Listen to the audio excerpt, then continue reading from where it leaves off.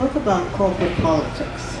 And the way I define corporate politics is the distribution of power among people in an organization and the relationships among them.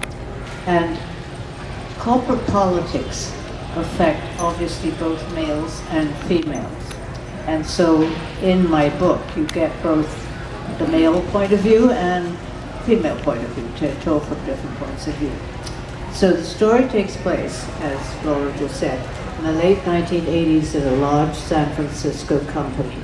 And some of you might guess which company I'm basing it on, but I do want to point out that I've worked in a lot of big companies and their similarities outweigh their differences when it comes to things like politics. So that, you know, I'm not just picking on one company.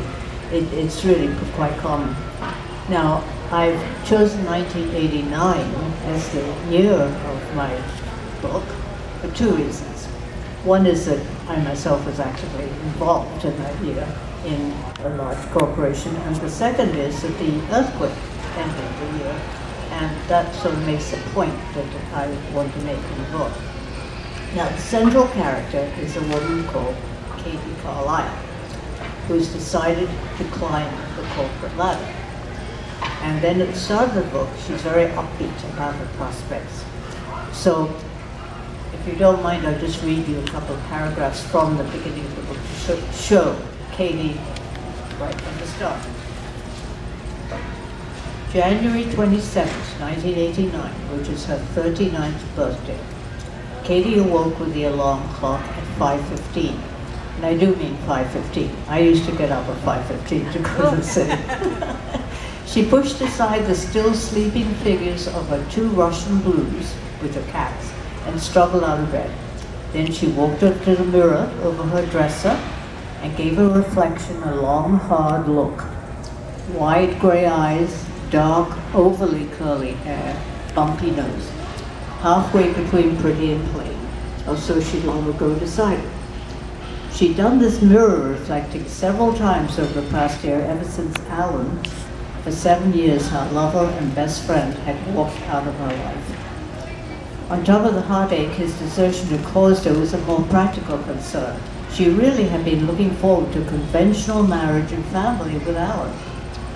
Not that she'd ever pushed him toward commitment. Indeed, she treasured the special laid-back relationship the two of them shared, and was certain that he'd never abandon her. Man, had she been wrong. Today, though, she felt better about things.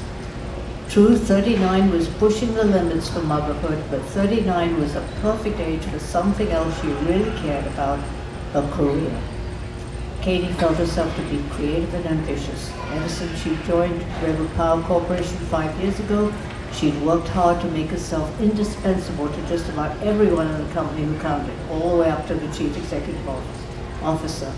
She intended to climb that corporate ladder just as high as any glass ceiling would permit. The past year, she'd allowed her resolve to be weakened somewhat by her aching heart. But today, her 29th birthday, she planned to get back on track, starting at 8 o'clock this morning, during her weekly one-on-one with her department manager. She'd surprise him by stating, "It's my birthday today, and as a present, I'd like to take over the agenda for our meeting." He'd look amused, then bemused, then say, "Oh, okay," and then she'd tell him what she had in mind. And actually, what she had in mind was a very clever strategy to completely turn around their department so that really help their company, which was really struggling in those days because it's a big, bloated organization where manager hires an assistant manager who hires an assistant manager, and, you know, on. And they were getting pushback from their customers, their rates were too high, and they really desperately needed to do something. And Katie really felt that she had a pretty clever strategy in mind. Well, of course, what happens next in terms of her just walking in and just selling her strategy, it didn't quite work out that way. Okay.